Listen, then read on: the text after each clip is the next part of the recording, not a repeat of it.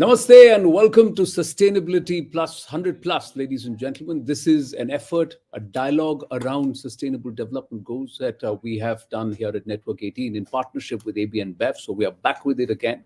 And as we have done oftentimes in the past, we go state by state and try and understand the challenges and, of course, how we're working to overcome them and achieve the goals that we've set for ourselves. Circular economy is in focus, and of course, the state of Karnataka, because we are in the midst of the Karnataka State Summit. So let's get chatting and talking to people who are right in the thick of trying to achieve those goals that will ensure that over the next 100 years, there is some planet Earth, like we know it, for humanity that will come after us. So let's dive into this conversation straight away and have a look at our panelists. First up, I'm going to say namaste and welcome to Vijay Kumar Gogiji, who is the Principal Chief Conservator of Forest Wildlife and Chief Wildlife Warden Karnataka.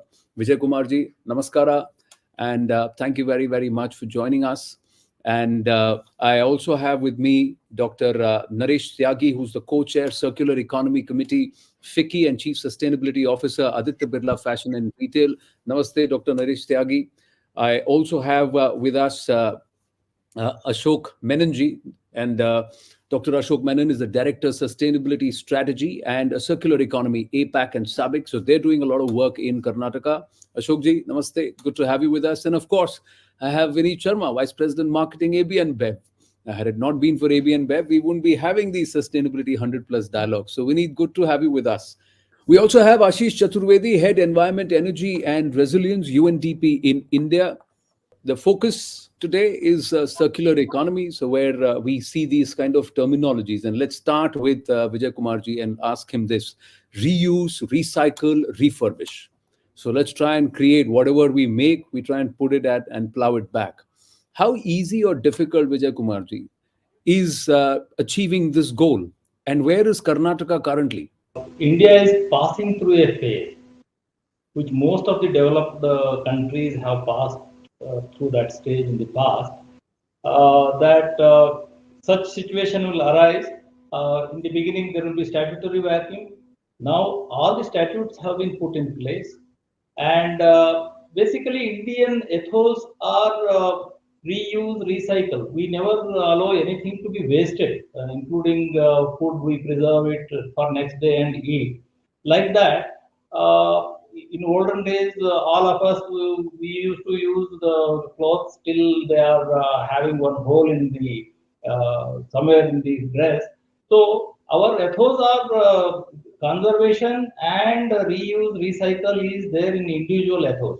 But when it comes to industries, whether adequate preparations are there. First and foremost thing is there should be mandatory statutes. Now most of the statutes are in place. Now we have to create awareness about the statutes, and we have to have enabling intermediaries so that the produce which is available as a waste, it is prepared as a raw material for next thing, and then it gets into the cycle, and circular economy works that way. So now we are into this phase, and we need not get disheartened. There are many things, like recently we have achieved in Karnataka, whatever wastewater is generated in Bangalore, it is treated and recycled for the purpose of supplying it to rural water bodies for underground water augmentation or recharge of underground water. This is one of the major things we have achieved for the first time in the country. Any water going out of any city, it is mostly not used that properly. For Bangalore city, we have got a wonderful mechanism where most of the treated water is used for recharging the rural lakes, so that underground water recharges, and then water is available in rural side. Ashishji, where does India fare, if we compare it with the rest of the world, developing economies, as far as this entire concept of circular economy? It's part of our philosophy as a nation, as a civilization, but how much are we putting it into practice? Thank you. Thank you very much for this question, and thank you very much for having me on the show. As you rightly said, circularity and the principles of circular economy have been ingrained in our philosophy for centuries, for eons. Traditionally, as most of you in the show and also your audience would know, we've been working on the philosophy of reducing food waste. We've also been sort of using and reusing our clothes, handing them out within our families, but also to sort of our sort of friends and well-wishers. At the same time, over the last decade or so, there has been a strong fillip to adopting the principles of circularity. And India is actually one of the leaders, along with China, on adopting of circular economy principles around the world. As early as 2008, 2009, we were thinking about setting up a law on electronic waste management using principles of circularity. And of course, we have our several versions of the law have come in, but the principles of circularity are getting much more ingrained. In fact, the Prime Minister also announced this from the ramparts of the Red Fort a couple of years ago, that we are launching a mission circular economy. The Niti Aayog, which is the think tank of the government of India, has launched 11 committees which are sort of dealing with the topic of circularity in different sectors and in different waste streams. So I think we're doing quite a lot. Of course, a lot more needs to be done. Circularity is a big transformative agenda, and we would really need to put in our sort of best foot forward, bring different actors together, much like what you're trying to do with this program as well, who can think through this problem and then develop these alliances to work together to make this big change. Groundwater has been a challenge as far as Karnataka is concerned, especially Bengaluru. I've lived there and I've seen, and there are certain parts which have huge amount of water, so much so that during the monsoons, the water table is right as equal to ground level. So ground level water is right there up to the surface, so there is water logging. On the other hand, they are in lopsided, so no matter how deep you dig your borewells and you push in your borewells, there is no groundwater, and that is something which was a challenge. But let's look at our other panelists and ask them this, because two of them, if not all, are into businesses which are very, very water intensive. So like for the fashion and retail, or if you look at AB and Bev into the business of beverages, there is a certain level of water consumption, and water is the biggest challenge. So in a circular economy, how do I replenish what I'm consuming? So let me ask you, Dr. Naresh Tyagiji, this is the biggest challenge. Now, if you look at beverages or if you look at fashion and retail, our biggest consumption is water. Along with that, of course, power, energy, and everything else. But when you're pulling water from the ground, how do you replenish it? How you ensure that whatever you have taken, you're also plowing it back, or you're ensuring that it is refurbished? Thank you.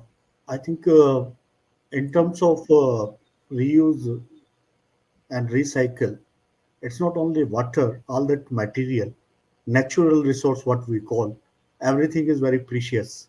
And the way we consume all these natural resource is something which is very, very important, irrespective of whichever location you are, and as well as individual as a citizen. If I talk about that fashion and retail industry, this industry, if you see that Indian behavior, we always recycle and reuse. We have seen our cloth, how we getting all these recycle and reuse even through our generations. Coming to that water, being that water intensive industry, there are a lot of things which is required to be done for conserving that water. So one definitely is that how we have that less consumption, using some of the technology and innovation play very important role. How you get your material, which is use of less water, as well as in your production system. Then other point is that how we have that practice of recycle and reusing it. Every drop of water is very, very precious, and we have seen that water level going down everywhere, including Bangalore. What are that manufacturing practice which can go for conserving each and every drop of water, but same time how you recycle and reuse. For example, our manufacturing facility, we use every drop of water, whatever best possible, to recycle and reuse. 75% of water is recycle and reuse. Even how you have that water source, which is renewable water source, like rainwater harvesting, how you get that practice to conserve the water and use it when you need it. Recycle reuse is perhaps one of the most desired thing in our industry, and some practice which make how you have that system of water debit and credit, how much water you are taking from the system and how Yes. much water you are releasing back to the system. And we have our own program called Re-Earth, where we have taken place that we want to give back more what we take from the ecosystem. And some of our plant and facility even has pioneer in this to become net water zero. And net water zero is nothing how you save your water every drop, and what is the maximum way to leverage in terms of recycle and reuse everywhere wherever you have industrial water use. And in last, I think putting some of the technology and innovation to have your production system where less water consumption is needed. And in this line, I think fashion and retail industry, if you see the entire value chain, a lot of water is consumed. But now I see some part of it, especially in that garment in a textile manufacturing, a lot of focus on water for recycle reuse, which is giving hope that we are working in that to have less consumption of water and not waste anything in that water, and it's become more circular in water. Increasingly we see product lines from shoes to clothing to which says this is recycled. Even now you have carriages or bags which now they're very clearly displayed up front saying that this is made out of recycled plastic, and this is once again part of the reuse aspect. So how are you going to incentivize that? There are more, is there any policy where you want to incentivize those who are actively looking at making products out of recycled material? So I think that very important question you have asked, and this require a lot of behavior change. Being in B2C business, you have that consumer who need to be get convinced what you have been doing.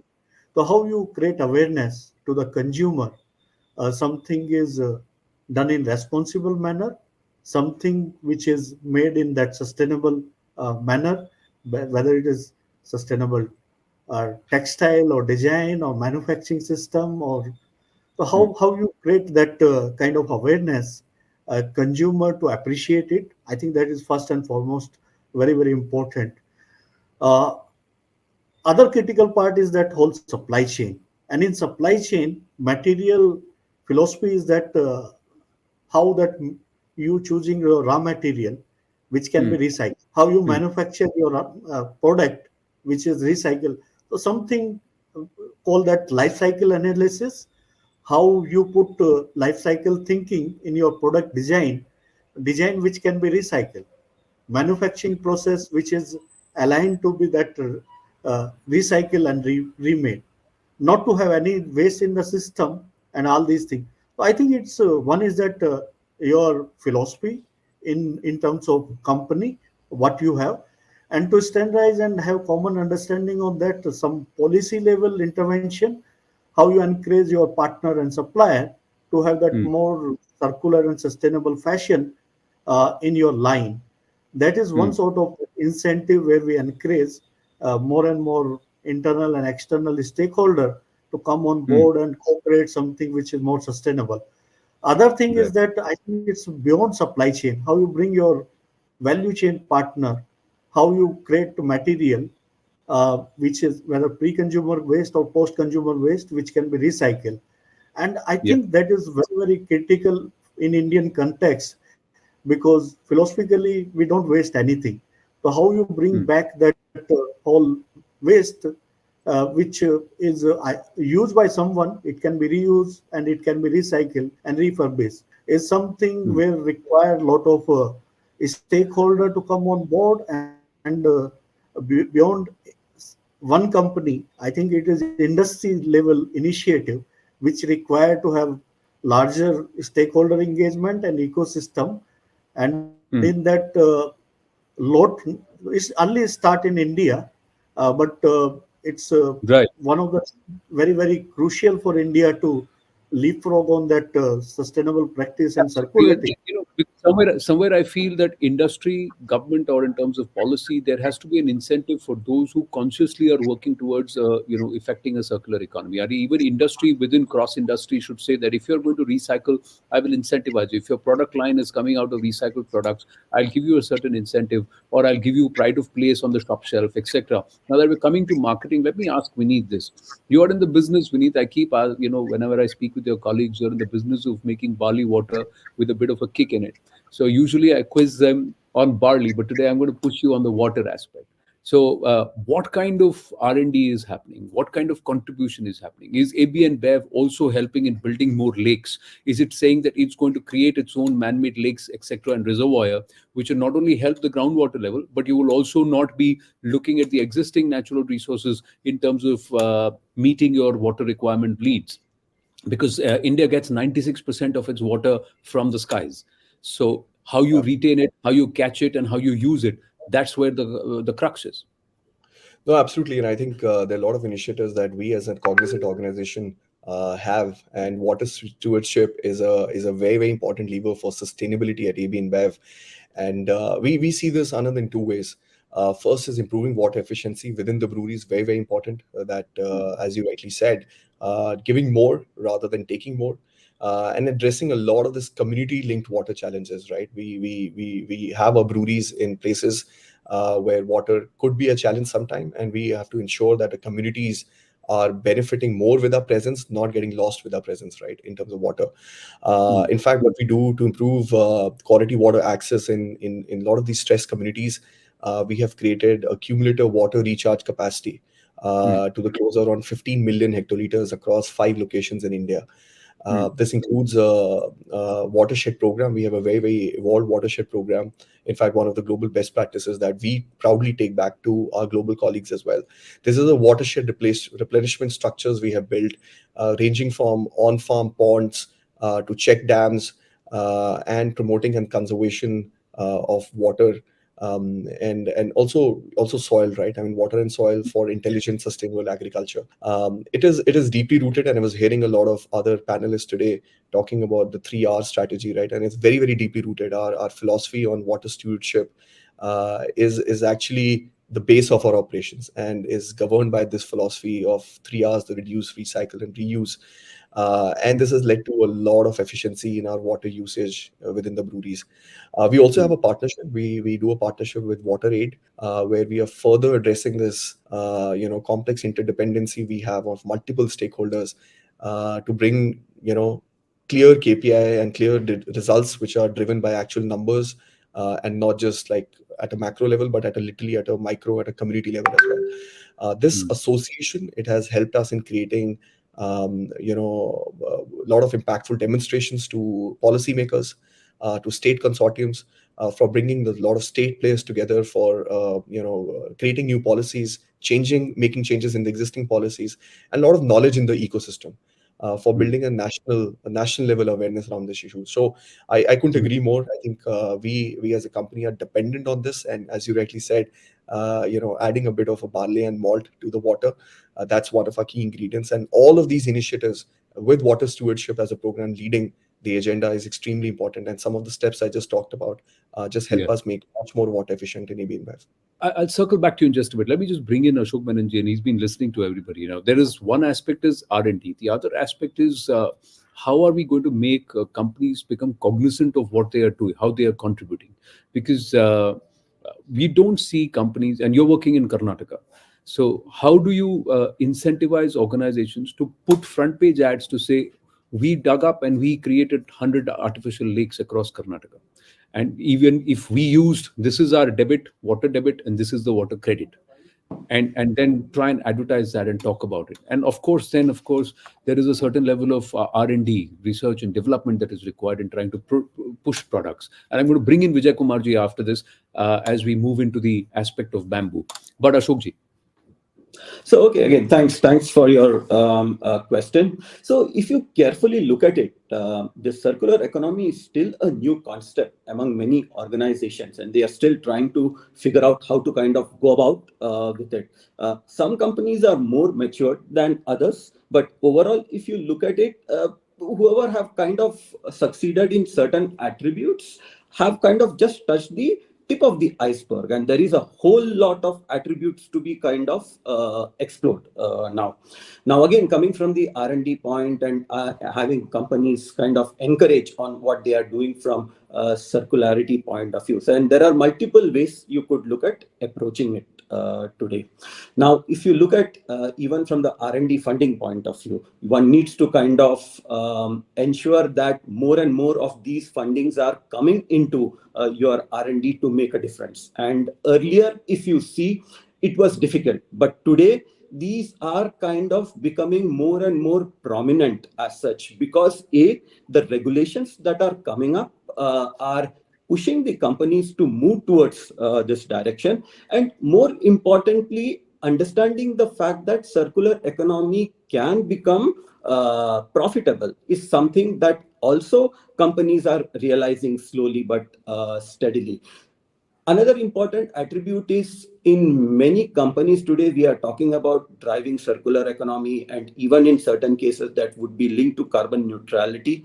Many of the fundings that you require cannot be internally generated. It needs to come from external bodies as such. And for this, for example, it could be government fundings, it could be even ESG fundings as such. And many of these today are incorporating attributes of circularity for companies to secure these funds. So circular economy attributes goes beyond a short term. It's actually a long term proposition as such, wherein we are looking at decoupling your economic growth from the resource extraction in a long-term fashion. So as we are going and as these attributes are kind of coming in, more and more companies are realizing that even if, for example, Indian companies or companies in Karnataka who would like to kind of have a market, let's say in Europe, to get more premium out of their product, they need to start looking at these attributes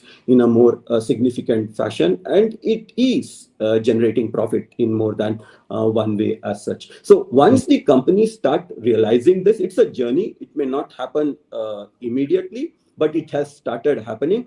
As long as companies start thinking it as a long-term investment and long-term ways to address not just their profit, but also in some cases permit to operate, I mean, they will start kind of incorporating these attributes to a great extent. And again, touching what the previous speaker said, at least government is also driving a lot in kind of bringing in certain frameworks or guidelines which can kind of move into policies pretty soon. As such, you have natural resource efficiency policy coming in, you have plastic waste management rules, or construction demolition waste. So these are some of the guidelines or rules that is going to get converted to policies or rules pretty soon. And it is important, the companies who are successful have kind of adopted this when they were voluntary, and sooner or later this is going to become mandatory. And if you are not doing this now and learning it, it's going to be very difficult for you when it becomes mandatory to adopt it. You will be running against time, and companies are realizing that. And again, coming back to putting ads, this is what I have done for circularity, or this is what I am looking at, will become more and more prominent as you go about, because companies, once they start taking actions, they would like to showcase this in your disclosures or in your public documents that you're tabling. No, because what happens is that when companies start pushing it and they start advertising, they also bring in contribute to a certain level of social consciousness or societal consciousness. I want to understand from you, can this not be also part of your CSR? Because governments today and government policy says that you have to spend a certain amount of your earnings as part of CSR. So that means companies are flush with a certain level of funds. So building lakes, building, digging up areas, creating man-made reservoirs, and trying to contribute not just to the groundwater level, but also trying to replenish what you are going to consume. Can this not fall under the ambit of CSR? Also turning around and incentivizing or somewhere as a policy declaring that all our packaging will now be recycled plastic, or say bamboo, paper made out of bamboo, or change our bottling mechanisms and use bamboo instead of plastic? Or is this not possible, or are we very, very far away as far as our research capabilities and development capabilities of trying to turn this around? Ashokji, and then I'll bring in Vijay Kumarji, because Karnataka also has a huge bamboo deposits, which until recently were considered trees, contrary to what we learned in our classrooms. And the government has now changed the policy, so we don't need to import bamboo from China. We can use the bamboo which we have in abundance because it grows anywhere and everywhere. Ashok ji. Absolutely. Absolutely. Thanks for your question. Again, a very pertinent question. And the answer to your question is absolutely yes. And I will go one step ahead. Actually, when we are talking about CSR activities, we are talking about certain actions that we are doing with respect to CSR activity. What also becomes important is measuring the impact created by these CSR activities, because these can get a little complicated in measuring the impact as such, because these are not as tangible as what you would see when it comes to you are selling a product which is sustainable. And that is where the concept of monetization comes into picture. And once you are able to kind of introduce these concept of monetizing, it could be a human capital, it could be the activities associated with CSR, or even for that matter, the actions that an organization is doing, which is impacting the society, it could be looked at from the monetization angle to a greater way. And once you are starting to do that, you are able to measure and you are able to identify the hotspots and bring in correction. So when you are saying that this is the CSR activity which I have done, as I said, I would go one step ahead and say, because of this is the way in which I have looked at monetizing it. There are ways in which you can look at monetizing human capital. There are ways in which you can look at monetizing your actions which are not that tangible. Of course, there are different methodologies associated with it, and there is also a body which is looking at standardizing this entire process. But a lot of companies in India have already started adopting these as a way, and that would one step go ahead and actually provide you with the extent of impact that you are creating, and wherever there are gaps that are existing, or you have a measure in place right now to kind of take it to the next level as such. So definitely CSR incentivization in a great way, and going ahead with monetizing it to kind of take this entire concept to the next level to help you to look at areas where you can kind of fix it and really continue on the improvement process to a great extent, I would say. No, Vijay Kumarji, as policy, let's understand 2, 3, and I'm thinking as we are having this conversation, there are a lot of thoughts coming to mind. But first is about bamboo. There is so much bamboo in Karnataka, just like it is there in all the other parts of our country, even in the Northeast. Why is it not yet, despite the policy changes that the government of the day has brought in? Into the details of bamboo, I would like to touch upon other two aspects, that is incentivization and R&D important. I think incentivization is not a criteria at all. The mandatory provision should be there. One thing is there. It is a win-win situation. Awareness building should be there. It is a win-win situation for the nation, as we are conserving the resources and then we are avoiding solid waste streaming around the country. And then it is cost cutting for the companies also. They will become more and more competitive by adopting circular economy rather than other way around. So they have to understand that it results in cost cutting. One example I will quote: thermal power stations. They had mountains of fly ash lying in their backyard, and they were not finding their place where to dump it. Like new lands were acquired, but once they put some money into R&D, and they started teaching people how to make bricks out of this fly ash. now entire fly ash mountain has disappeared. Now people are ready to buy fly ash at a cost. What was a liability for thermal power station, now it has become a resource for sale of that product, and they are monetizing fly ash today. Similarly, another field where construction industry is mandated to use 15% of the recycled material. Lot of Ji. construction and demolition debris are there in the country, but they are finding their way into water bodies, compromising the reservoir capacity and spoiling the soil health and all. And construction and demolition waste, if it is made mandatory, it is already mandatory. If supply chains are created, there are recycling units, and if somebody can take responsibility of collection of construction and demolition waste and recycle it and supply it to the developer, and developer uses it, we may fall short of recycled material for construction industry. Construction industry is such a big industry in India. There cannot be any construction and demolition waste left unutilized. Such is the potential, but there is requirement of one single enabler that will ensure, like how it happened in case of fly ash for thermal power station, it can happen with all construction and demolition waste in case of construction industry, and there are several such examples. Now, after having quoted this, now I will come to bamboo. Bamboo is one of the fastest growing plant on this globe, and it can grow to the fullest height in a single year, and its yields are amazing. And there are umpteen number of uses of bamboo in terms of construction, in terms of furniture, in terms of packing material, and even for growing of seedlings and saplings also, bamboo internodes can be cut and used. Now, this has caught the imagination of everybody. Government of India has delisted bamboo from the list of the trees, and it is no more called tree.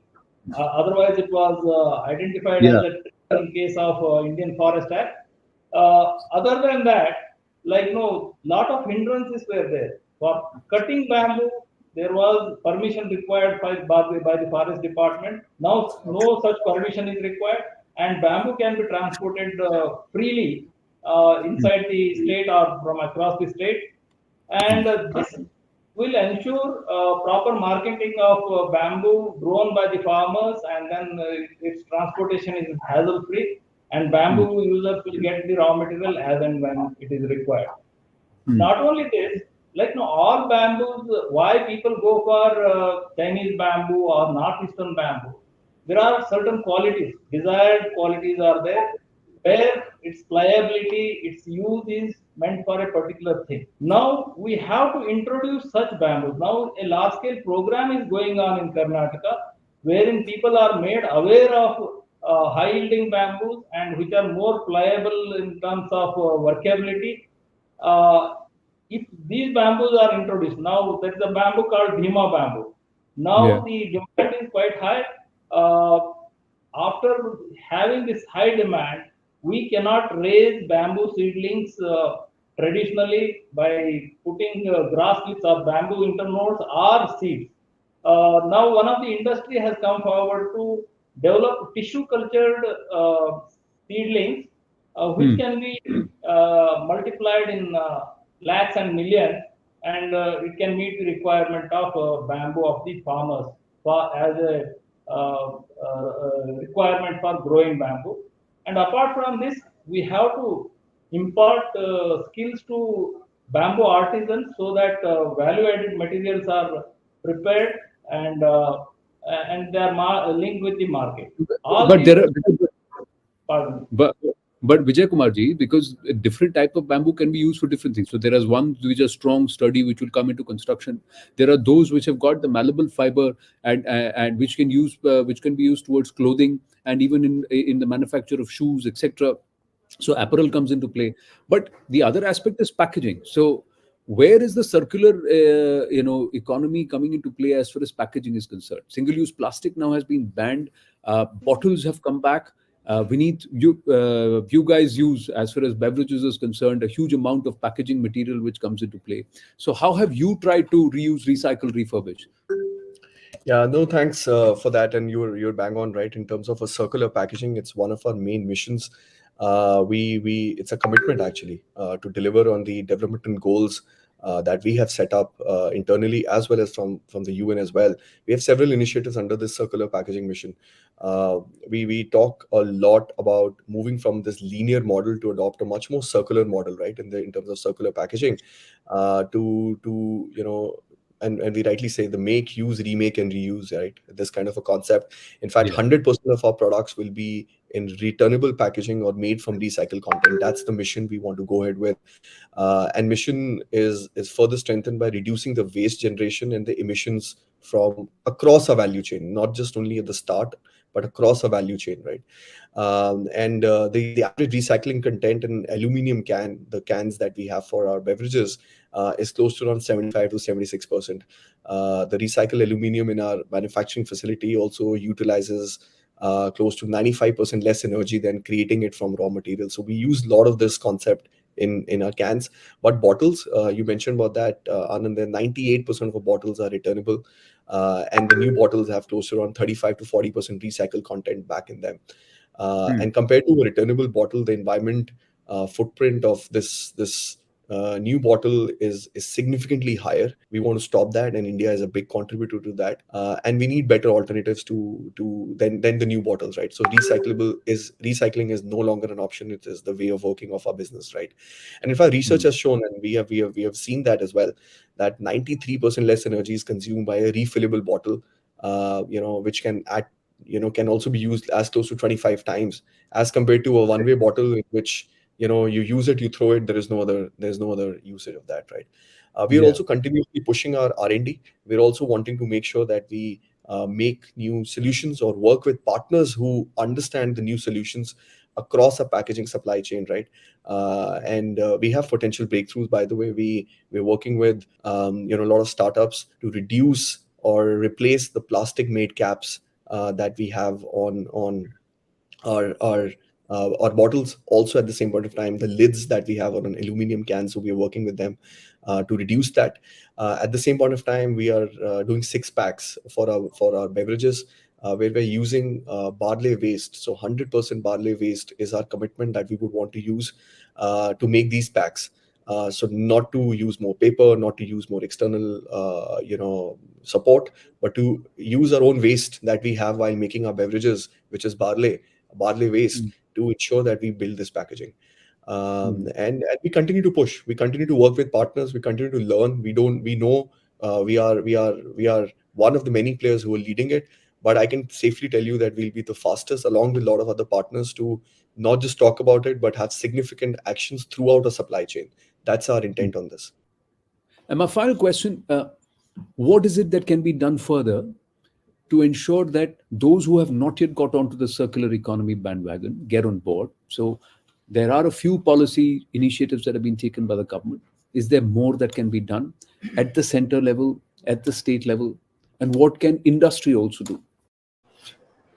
No, I think this is precisely what, and I would like to really sort of give credit to the government of India. The Prime Minister recently announced something called Lifestyles for Environment, a movement towards lifestyles for environment. This was announced on World Environment Day this year. And UNDP and other agencies are involved in supporting the government of India in this initiative, along with, of course, ministries like the Ministry of Environment, but also the NITI Aayog. So at the individual level, we need a big campaign which promotes lifestyles for environment, which has, of course, a significant element of circularity embedded in it. At the state government level, we need better and more efficient policies.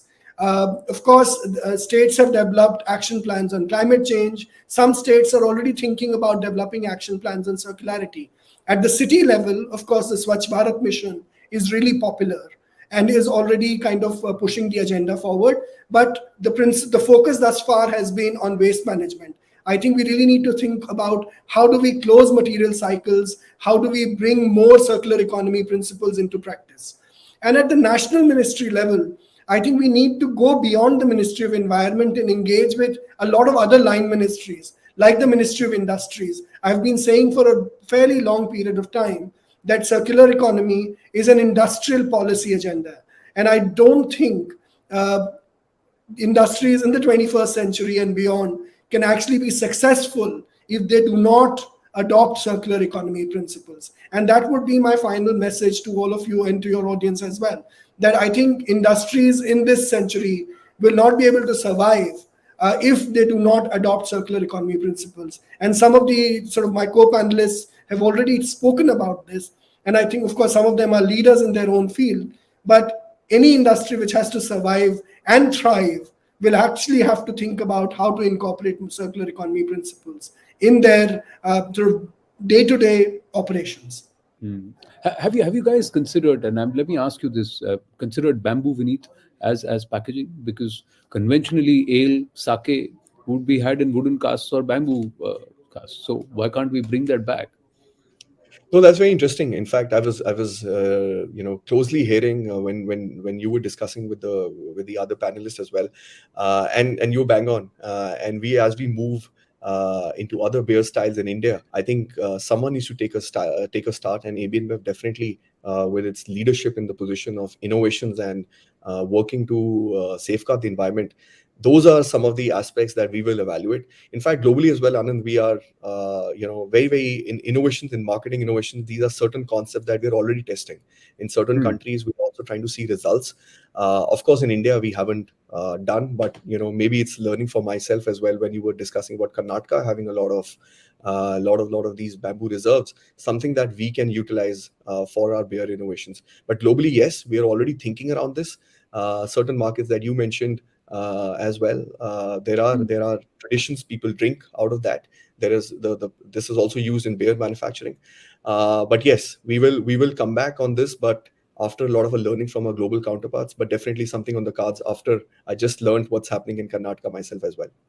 Where because it takes less water to clean a bamboo glass and they're far more sturdier. So I'm just saying that where places which AB and Bev patronizes on ground, those restaurants, bars can be encouraged to try and replace the beer mugs, the traditional glass beer mugs, with the bamboo mugs, and it could be a start somewhere there. We have little time, so let me just go back to Naresh ji and ask him one aspect. What about the late entrants? What about those who have not yet jumped onto this bandwagon? Because for a lot of companies, cost of moving to a circular style of functioning is huge. The cost ramifications are huge. The orientation is not there. And also thinking out of the box as to how best can I get on the bandwagon of reuse, recycle, refurbish. When we talk about that recycle, reuse, and refurbish, I think it's beyond one organization, one company, and how you look that to build a whole ecosystem which is taking care of everything. For example, I was just hearing that bamboo as an example, and in textile industry, many times bamboo fiber is imported from China. So there is natural resource available. So how you have that R&D to look for alternate option and innovation? That is one part of it. Other part is that R&D cost most of the time actually is too high. So how you keep your product quality and cost in sync with that? It's not over expensive. And you need to have that because just claiming something it is circular or sustainable, is not going to pay premium for it. And in that way, creating awareness to consumer to appreciate it is one part of it. But looking into that whole supply chain and value chain, where quality is non-negotiable, because many times perception is that if it is recycle, reuse, quality may be diluted. Yeah. So how you keep that quality up to the level and no compromise on quality. To do all these things, not to compromise on quality and cost, and as well as consistent supply chain, lot of innovation and R&D is required. So it requires, I think, in my opinion, industry, academia to collaborate and to have that recycle and reuse, first is common understanding is required. Second, I think product, when you create the product, it need to be created in a manner where it is used more, it is made to be remade. And third, which is very important, is that you look into all that material which is renewable and come from that regenerated source. And doing all these things, you need all stakeholders. No, absolutely. We need all the stakeholders on board. It's been a great, engaging conversation, and we want to take this dialogue forward, ladies and gentlemen. So this series will continue. I thank AB and Bev for partnering with us, and I thank all our speakers today, Ashok ji, Vijay Kumar ji, Naresh ji, and of course, Vineet. Thank you very, very much. Ashish Chaturvedi ji, thank you very, very much for joining us here on this conversation. Sustainability Dialogues 100 plus. That's Sustainability 100 plus. That's the dialogues that we are continuing. More importantly, the focus was on the state of Karnataka, a huge, immense possibilities, ladies and gentlemen. It's just that we need to open our eyes to it and realize this is the need of the hour. Circular economy is what we talked about. We continue these conversations going forward. Thank you very much.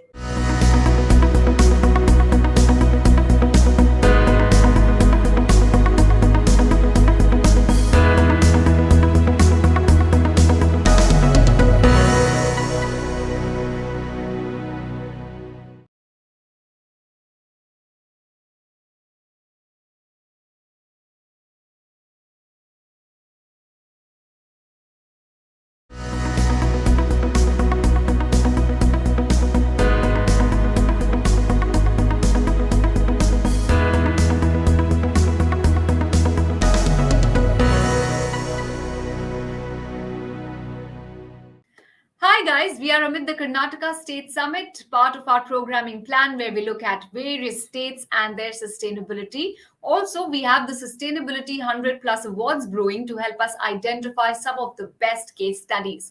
More on that later, but first let's jump on to our topic of the day, which is circular economy. And to discuss that and more, let me welcome Mr. Vikram Kirloskar on board.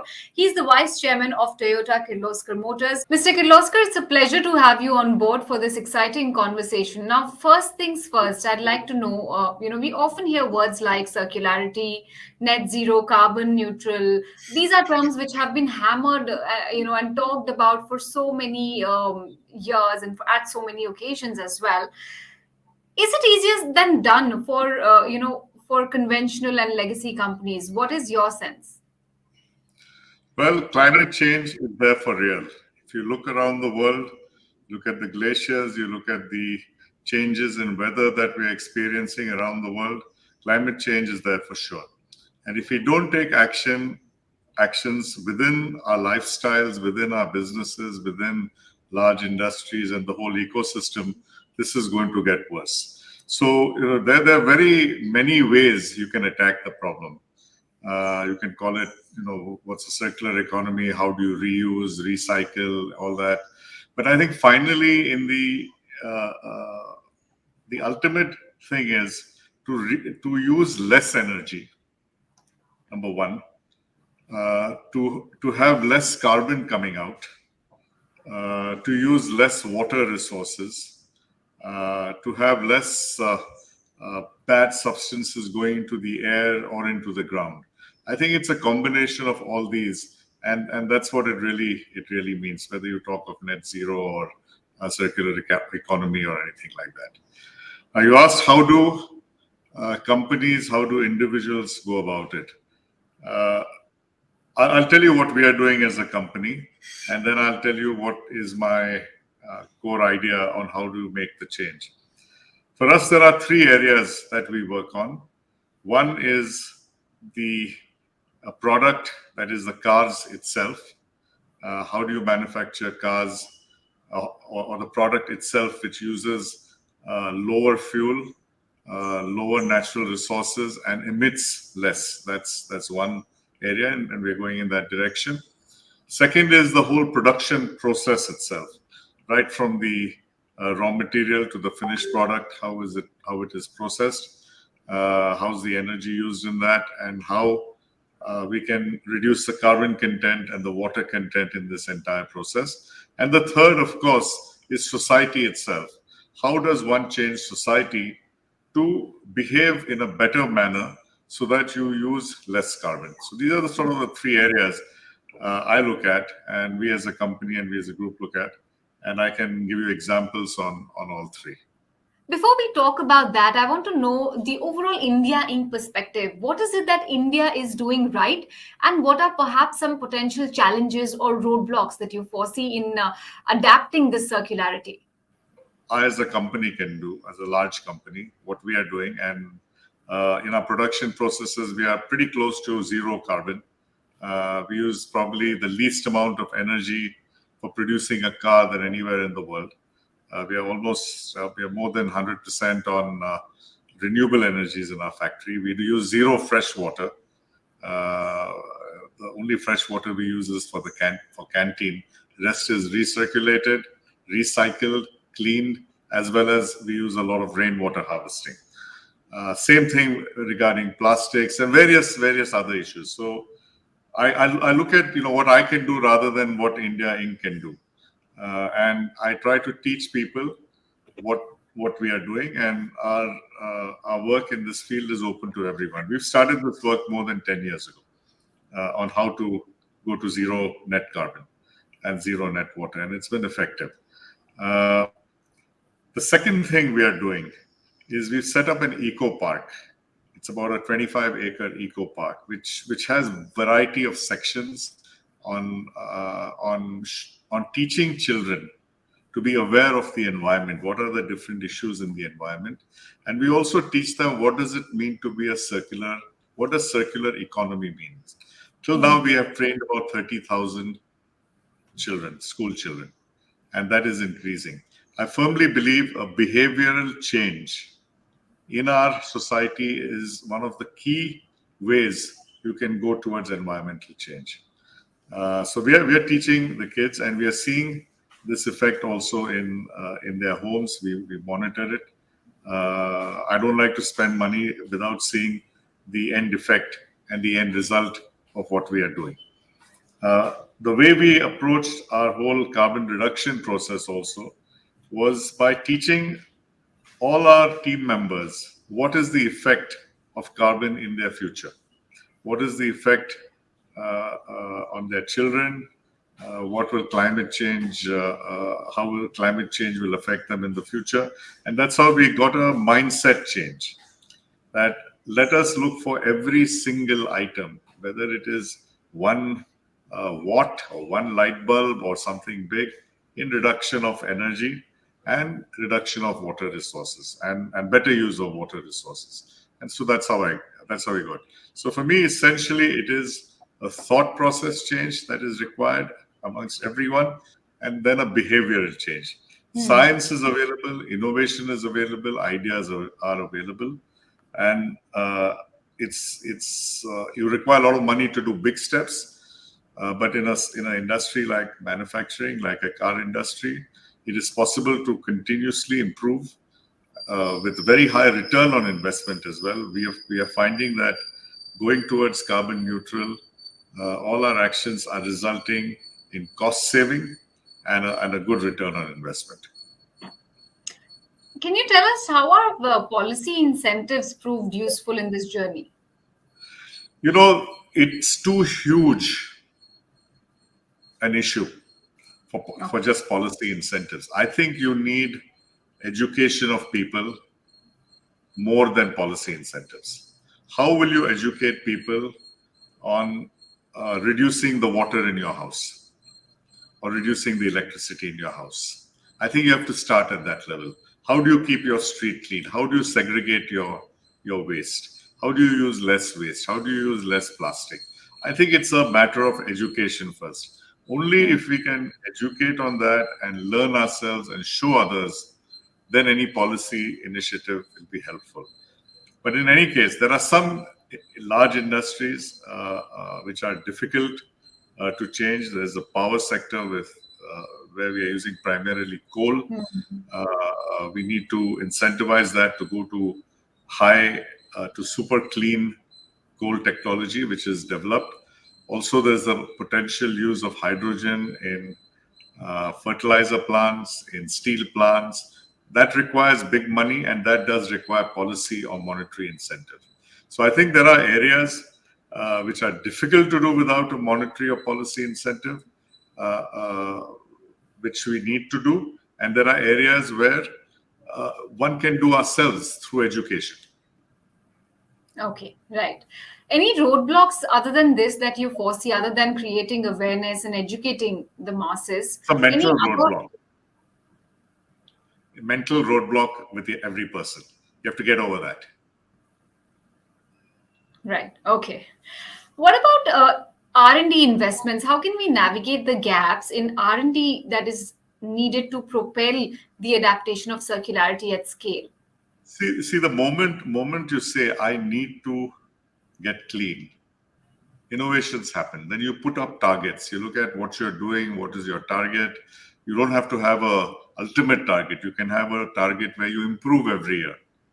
And innovations come out of that. R&D gets geared towards fulfilling that target, the difference between where you are and where you want to be. And that's, again, I think it's a thinking process, which has to be clearly appreciated.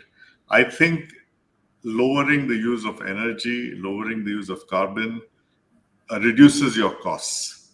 So that's a great motivation, especially in manufacturing. Okay, well said. But what do you think is at stake when it comes to industries which are perhaps late or delayed in getting on the circularity bandwagon? Stake is the future generations. So I think people have to realize that our future generations are at stake. If the water level goes up by 2-3 feet in the oceans, a country like Maldives may get wiped out. I think these are the things which are at stake. And as we get aware and appreciate that, I think people will take action faster.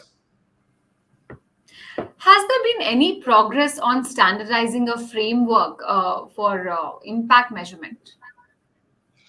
Now, impact measurement is very simple. Like I said, first is how much carbon you're reducing. It's easy to measure. What are your volatile chemicals which you are emitting from your facility? You can measure that almost every day. Okay, and are you reducing it? How much water you are using? Can you reduce it? I mean, how much plastic you're using. If I'm using 10 kilos today, can I make it 9.5 kilos next month? I think it's not so difficult to measure the impact. But does a concept like circular initiatives, does it have a sound economic rationale? That's what I said. No, in our case, all our investments in reduction of carbon, in the circular economy, have given us direct benefit on the bottom line. But how do you explain that to MSMEs? Because adapt. It's the same thing. If you reduce your costs, if I use less power, if I waste less, I will reduce my cost. How long do you think it's going to take for adapting this particular initiative and adapting this way of doing business? I think when people realize that their children's futures may be affected, the faster they will act on it. On that note, Mr. Kirloskar, many thanks for taking time out and joining us for this engaging conversation. And guys, I urge you to stay on with us. We have a very exciting discussion coming up on Sustainability 100+ Awards.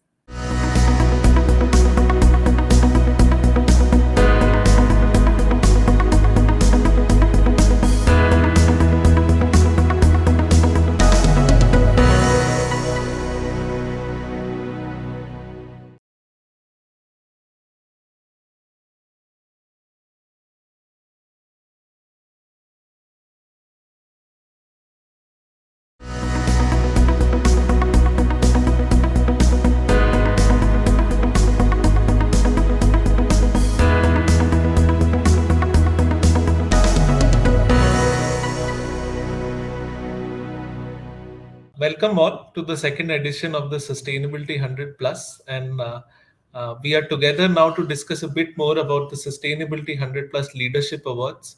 Now, what is this awards really about, right? We are going live on the 1st of August. The categories which are part of this award includes climate action, water stewardship, smart agro, circular packaging, social entrepreneurship, innovation. But what really are we doing in this? The purpose of this award, if we look at a larger level, is for recognizing champions in the space, helping them get connected to corporates, government bodies, and other organizations who can help scale up their solutions, and also just generally create this ecosystem where everyone else can take inspiration from all of the success stories happening in the space. And with that, and with the theme of the mini summit today, which is more on the aspects of circularity and circular packaging, I would like to invite in Namrata. And I think Namrata is someone who's sort of the champion in the larger space of ESG and sustainability in the country. Anyone who has anything to know, do, or wants to understand in that space, Namrata is sort of the go-to person along with her organization Futurescape. So Amrita, over to you. And with that larger theme that we have of the 100 plus awards, and also of the concept of circularity, what would be your I would say insight or input in terms of what lies ahead, or what should corporates or sustainability champions in general should be doing or thinking about? Thank you so much, Ashwin. I'm really delighted to be here today as part of the Sustainability 100 Plus second edition. And circularity is one of the most critical things in our lives that needs to be part of everyday living. The biggest problem is that all our cities across the world, not just India, are full of pollution and waste. And why is that? Because there are materials in our system that cannot be absorbed in by the natural environment. So they just lie there discarded, wasteful, and there are mountains of waste that are lying around in these cities. There is much that needs to be done and can be done if we follow a circular system. And circular system, as you very well know, is really about the fact that when you take products, make them, consume them, and the end of life of the product should actually go back either into being reused or recycled, but should not just lie around wastefully. And that's the essential part of it. And it means that all of us need to change and build in transformation in all our daily lives. So consumers need to be more mindful about their wasteful habits and practices. At the same time, large organizations also need to understand that packaging is a very important contributor to waste, as well as our products and services that are wasteful in their nature. So these kind of awards that you're talking about, that the Sustainability 100 Plus Leadership Awards, are a really interesting way to spur the ecosystem ahead. And what do you think, Namrata, about the concept of innovation sort of transforming the way sustainability and circular packaging works? Like what is the, how is innovation an enabler basically? What would be your inputs on that? I've always believed, Ashwin, that small changes need to be made, large changes need to be made with policy, but fundamental changes to the way we produce things, the way we make things can only happen through innovation. And why is that? Because 90% of our problems are really about the fact that either we have poorly designed products or we have the wrong materials in use. So if we were to design products in a better way, if we were to use better materials, then things might change. And it's that needs to be spurred on ahead. That can only happen through innovation. And when we talk about innovation, invariably we talk about startups. But it's not just startups, it's all of us. We can innovate around practices, we can innovate around behaviors, and organizations within themselves can start building in the entrepreneurial mindset in their employees so that they can actually figure out new ways of doing things and innovating ahead. I mean, honestly, India has the least number of patents worldwide. It's such a populous country. Why is that? Why can't we spur that thought ahead and build in fundamental innovation and science in everything? That's true. In fact, when that question, the answer to that question, in fact, has made me look back into what we are also doing, right? When you look at the barley in our ecosystem, which is us working with the barley farmers, we have recently worked on an innovation with a startup where we are converting barley straw into packaging material. And I think for our industry in general, you have spent grain, which is like a byproduct of the entire manufacturing process, which is now also not just being recycled, but also being upcycled in many ways. So with that, I would also like to understand from you the concept of upcycling, which is also gaining so much more momentum nowadays. Because yes, reduce, reuse, recycle remains as the consistent theme and something which everyone needs to keep on doing. But how would you approach this concept of upcycling, which is now gaining momentum? I think upcycling ecosystems need to be developed. Ashwin, see, what happens is that almost all products in the Indian environment don't really lie around wastefully until and unless you genuinely can't do anything about them. So, as a culture, we automatically upcycle many of our products. But how much do we pay for that upcycled product is the issue, right? So, would I really buy an upcycled shirt? Maybe. Would I buy an upcycled sari? Maybe. But how much value is being given to the person that actually made that effort, right? At the same time, there is huge amount of benefit in ensuring that the products that have already been made have a longer life cycle. And when we start thinking about life cycle processes, life cycle thinking, then we can actually start looking at the concept of somebody's waste, that is one person's waste, is somebody else's raw material. And when we start that process and when we start looking at it, and especially, this is true in industrial clusters where there is every organization actually, has a large quantity of waste. But if they were to think circular within themselves, magic can happen. And the same thing happens with communities and cities. So we've got into this really bad habit of throwing things around, whereas it could become part of the upcycling or the recycling ecosystem where it can drive value. And I think value creation needs to be a thought that we need to actually and look at different models that are there. And I think, maybe there needs to be innovation in not just materials and design, but in these kinds of processes and models as well. That's true. That's so true. In fact, these are also things which we are so comprehensively now trying to evaluate through the awards also. And in fact, the insights that you're giving is also making me think of an evaluation metric like scalability of solutions, because we are also seeing so many excellent solutions which are being implemented, often by corporates, many times by young startups in the space.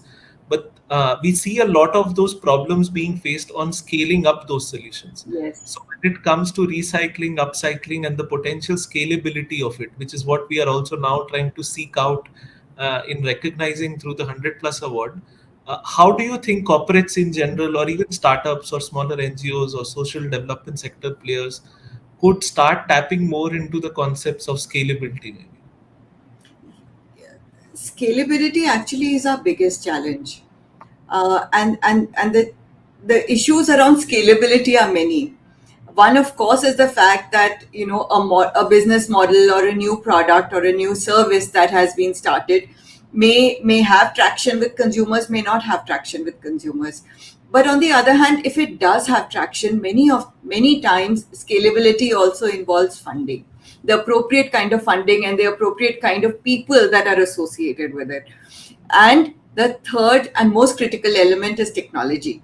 If we can handle these three issues well, then products and services around the circular economy can actually scale and scale fast, and we can have not just India level, but world-class products and solutions that become part and parcel of the circular economy. And my hope really is that in 2030, these mountains of waste go away. That is my real hope. Thank you so much, Namrata, for those insights. And in fact, these are inspirations which we are also taking then at the larger level to look at, champions now within the space of sustainability, who are dreaming big, who are never satisfied with their results and successes that they are having, and who are constantly looking at creating simplified solutions to these really complex problems. So with that theme of innovativeness, usability, and scalability, which we are now seeking out through the 100+ awards. Any final comments or statements or provocations from your side for everyone in the sustainability ecosystem? I would just say I wish everybody who participates in the awards the very best. And I really hope that lots and lots of people are spurred on to join in this, not just for the awards, but just for the sake of our own better living. Thank you. Thank you so much, Namrata. Thank you, Ashwin, for having me. It's been a pleasure.